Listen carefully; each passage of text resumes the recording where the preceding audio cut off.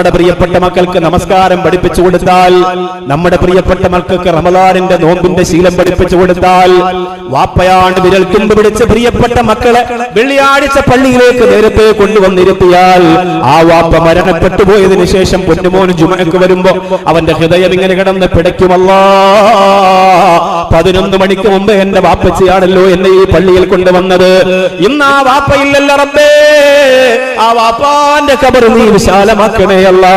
ആ പ്രാർത്ഥനയാണ് വാപ്പാ നിനക്ക് വേണ്ടത്, ആ ദുആയാണ് പൊന്നാര പെങ്ങളെ നിനക്ക് വേണ്ടത്. റമദാനിൽ എന്നെ നേരത്തെ വിളിച്ചുണർത്തി നോമ്പിന്റെ മഹത്വമെല്ലാം പറഞ്ഞു തന്ന എന്റെ പ്രിയപ്പെട്ട ഉമ്മ, ആ പൊന്നാര ഉമ്മ ഇന്നില്ലല്ലോ അല്ലാ. അതുകൊണ്ട് ആ പ്രിയപ്പെട്ട ഉമ്മാക്ക് നീ സ്വർഗം കൊടുക്കണേ എന്ന് പ്രാർത്ഥിക്കുന്നത് മാത്രമല്ല, ഇങ്ങനെ ഒരു ഇൽമു പറയുന്ന സദസ്സുണ്ടല്ലോ, നിങ്ങൾ മനസ്സിലാക്കണം, അല്ലാഹു റബ്ബുൽ ഇസ്സത്തിന് എത്രത്തോളം ഇഷ്ടമാണെന്ന് നിങ്ങൾ തിരിച്ചറിയുക. ഇങ്ങനെ ഒരു ഇൽമു നടക്കുന്ന സദസ്സുണ്ടല്ലോ, ഇങ്ങനെ ഒരു പ്രസംഗം നടക്കുന്ന സദസ്സുണ്ടല്ലോ, കുറ്റം പറയാൻ ആളുകളുണ്ട്, പരിഹസിക്കാൻ ആളുകളുണ്ട്, നിസ്സാരമാക്കാൻ ആളുകളുണ്ട്.